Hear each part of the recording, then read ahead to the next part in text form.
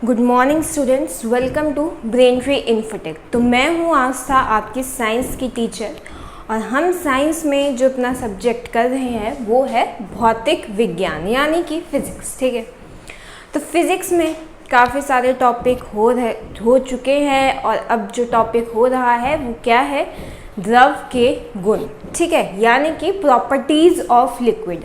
मैंने आपको बताया था कि हमारे पदार्थ जो है वो तीन तरह के होते हैं। ठीक है, एक ठोस, द्रव और गैस। ठीक है, अब ठोस, द्रव और गैस में से हम किसके गुण पढ़ रहे हैं? द्रव के कुछ गुण पढ़ रहे हैं। ठीक है, जिसमें से हमने एक गुण कल पढ़ा था जिसका नाम था पृष्ठ तनाव। ठीक है, और उससे पहले हमने दो बलों के बारे में डिस्कस किया था। ठीक है, क्या क्या थे वो?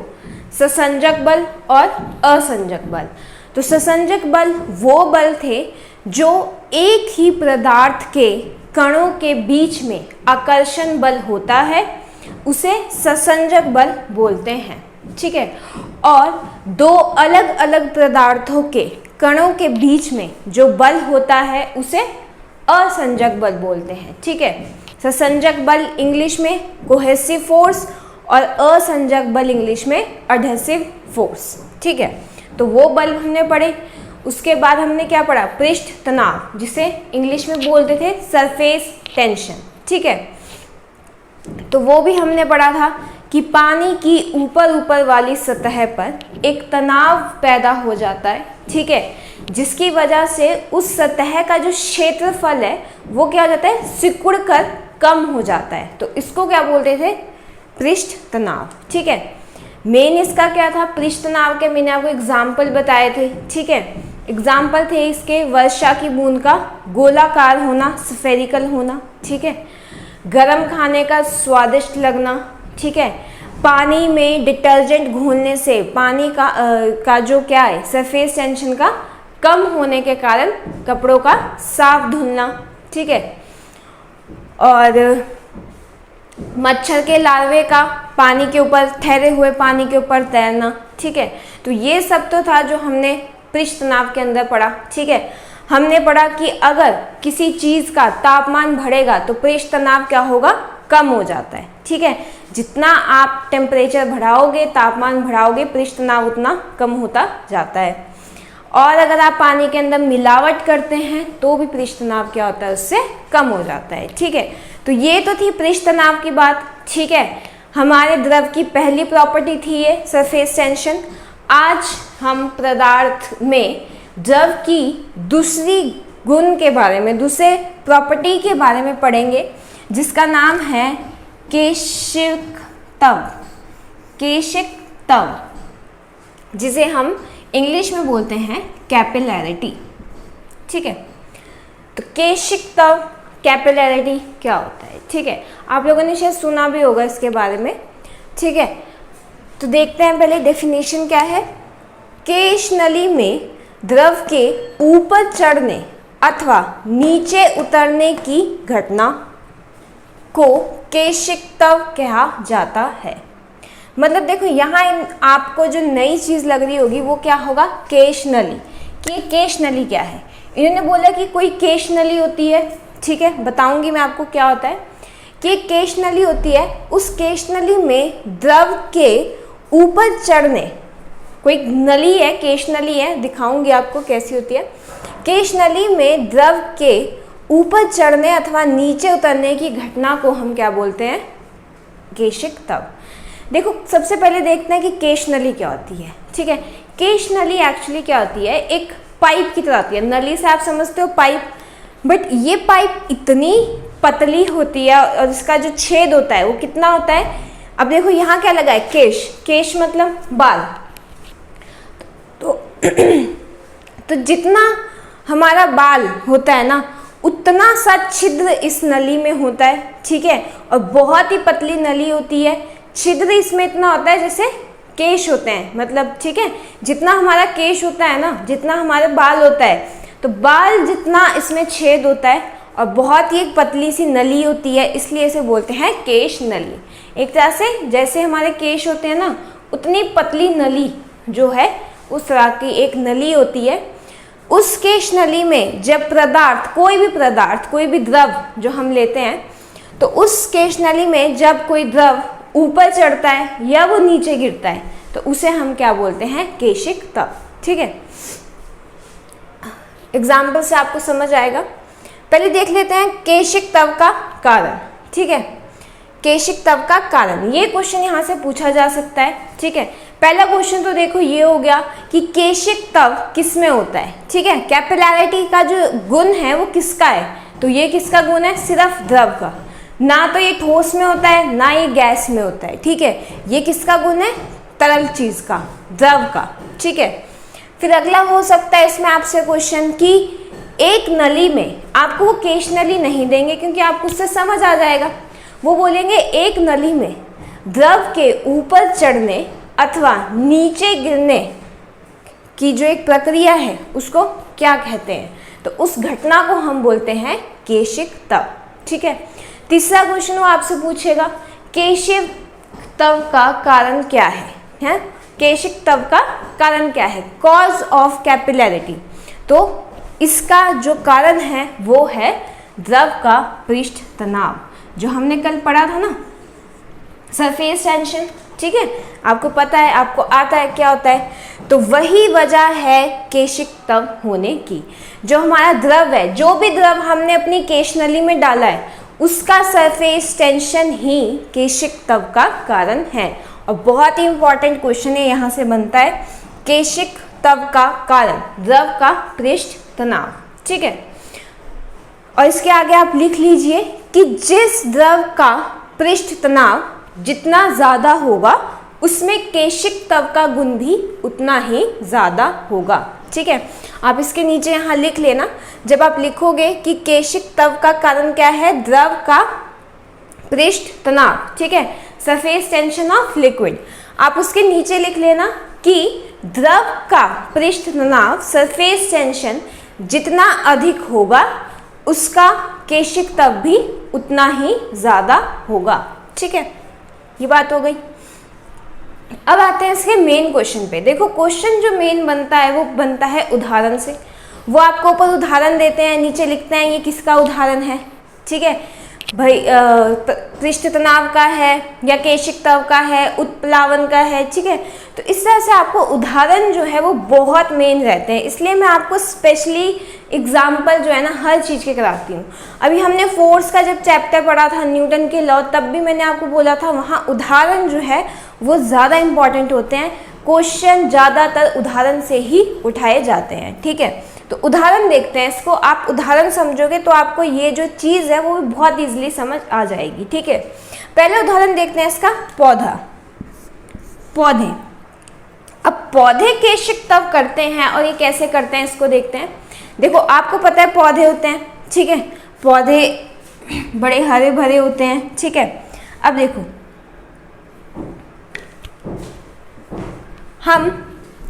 हमें पता है कि पौधों में क्या होता है, पौधों में जड़ें होती है, पत्ते होते हैं, तना होता है, फूल होता है ना, सब कुछ होता है उसके अंदर। तो अब हमें देखना है कि पौधों में केशिक तव का गुण कैसे होता है। ठीक है, आपको पता है कि पौधे में नीचे क्या होती है, जड़ें, पौधों में बहुत सारी जड़ें होती है। ये आपका कोई पौधा है, पौधों में बहुत सारी जड़ें हैं, और ये जड़ें कहाँ होती है, मिट्टी के नीचे होती है ना, ये मिट्टी हो गई, ये मिट्टी के नीचे आपकी जड़ें।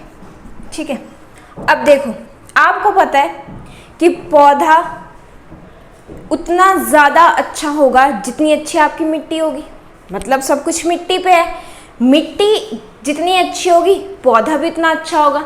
ठीक है, अब देखो पौधे केशिक तव कैसे करते हैं, आपको पता है जैसे आदमियों को खाने के लिए खाना चाहिए, ठीक है, तभी वो काम कर सकते हैं, तभी उन्हें एनर्जी मिलेगी, प्रोटीन मिलेंगे, कार्बोहाइड्रेट मिलेंगे, वही एनर्जी बनेगी और हम उसी से काम करेंगे। ठीक है, वैसे ही पौधे भी जो हैं, ठीक है, उन्हें भी क्या चाहिए, उन्हें भी जीने के लिए क्या चाहिए, खाना चाहिए, और उनका खाना कहाँ से आएगा, मिट्टी से आएगा। बट वो मिट्टी से खाना लाता कौन है, जड़ें। आप देखो पौधे की कौन सी चीज़ मिट्टी के अंदर होती है, जड़ें।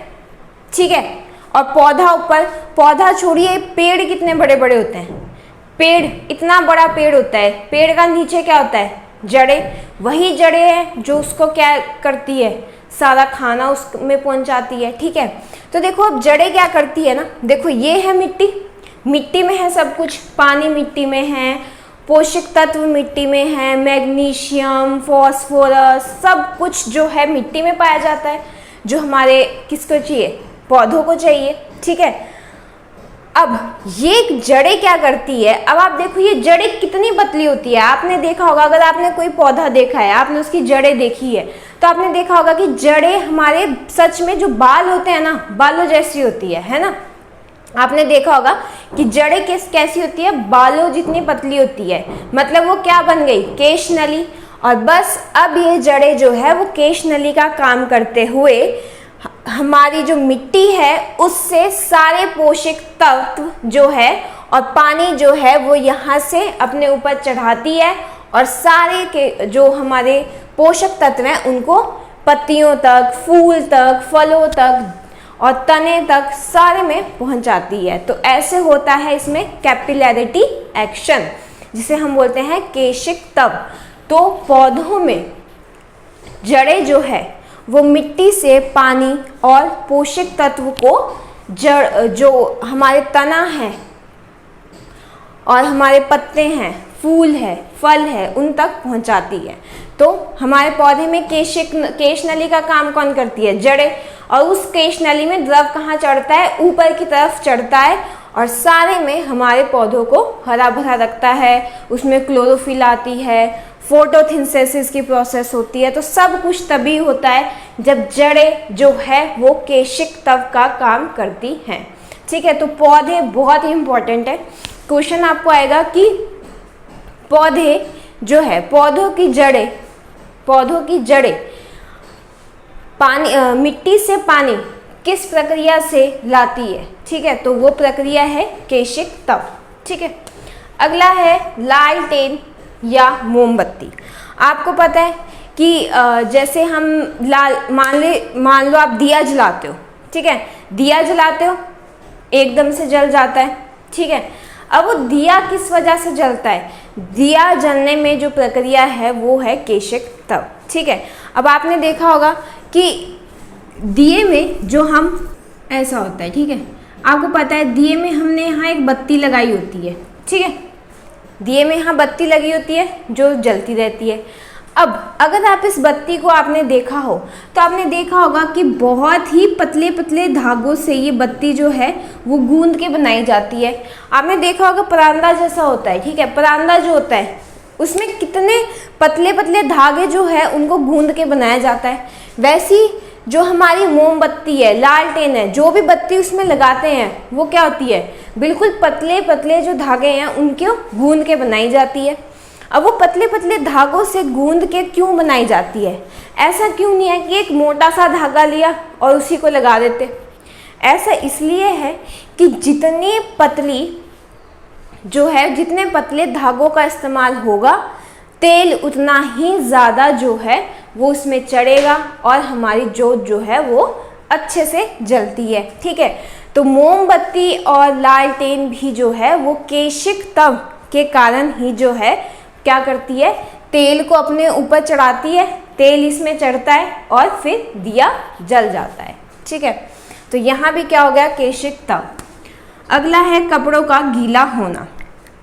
आपने देखा होगा कि अगर आपके कपड़े हैं, ठीक है, अगर आपके कपड़े हैं वो पानी में लग जाए तो आपका कपड़ा गीला हो जाता है। आपका कपड़ा गीला क्यों होता है, क्योंकि आपको पता है कपड़ा किसका बना है, रेशे का, और रेशे क्या होते हैं, बहुत पतले होते हैं। ठीक है, अगर आप खुद भी अपने कपड़ों को देखोगे तो आपको दिखेगा कि कपड़े जो है वो बहुत ही पतले पतले धागों को मिल के बनाए जाते हैं। बस वही पतले धागे जो हैं वो केश नली का काम करते हैं, और इस केश नली में पानी ऊपर चढ़ता है और हमारे कपड़े जो हैं वो गीले हो जाते हैं। ठीक है, तो कपड़े जो धोने की प्रक्रिया है वो भी तभी होती है जब केशिक तत्व होता है। हम पानी को भिगोने के लिए डालते हैं, पानी में क्या हो जाता है, कपड़े गीले हो जाते हैं। क्यों, क्योंकि पानी केशिक तत्व दिखाता है, पानी ऊपर चढ़ता है। ठीक है, बल्कि पारा केशिक तत्व नहीं दिखाता। ठीक है, इस चीज़ को भी डिस्कस करेंगे। अगला है निब वाला पेन। आप जो बॉल पेन भी इस्तेमाल करते हैं या आप इंक पेन इस्तेमाल करते हैं, इनमें भी जो है बहुत पतली सी नली बनाई जाती है जिसमें जो हमारी इंक है वो आगे आती है। बट खासकर जो पहले इंक पेन इस्तेमाल किए जाते थे, ठीक है, जो इंक पेन हम इस्तेमाल करते थे, आपने देखा होगा कि उसमें आगे इस तरह की नोक जो है बनाई होती थी, ठीक है, और इस नोक में यहाँ बिल्कुल बीच में एक पतली सी क्या होती थी, पतला सा होता था ना एक नली सी, बहुत पतली, यही नली थी जो केश नली का काम करती थी। इसमें इंक आती थी और हम इसमें लिख पाते थे, ठीक है। तो ये है कुछ केशिक तव के उदाहरण।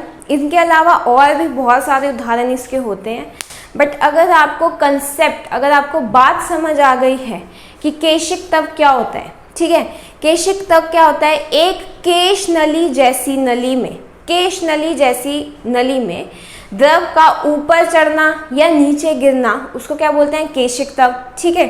पौधे भी केशिक तव के कारण सारा जो है अपने मिट्टी से जल को लेते हैं, ठीक है, मोमबत्ती उससे जलती है, लालटेन उससे जलती है, कपड़े भी केशिक तव के कारण भीगते हैं। तो ये सब जो है ना केशिक तव के क्या है, उदाहरण है, ठीक है।